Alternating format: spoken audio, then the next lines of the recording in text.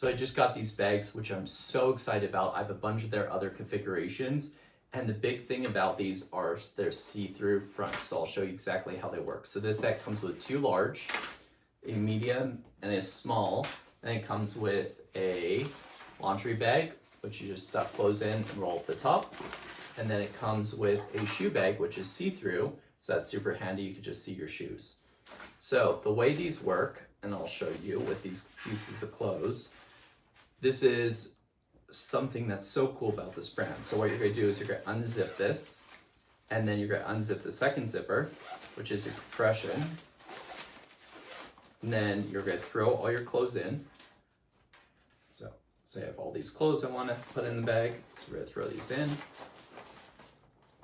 And then I'm gonna zip up the top zipper first, so they sit in place. And then I'm gonna zip up the second zipper.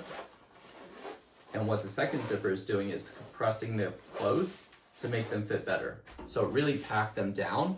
And the really nice thing about this bag is you can see what's in there. So I can see I have my black sweatshirt in this bag. Plus I have this really big grab handle that you could also hang on hooks as you're traveling.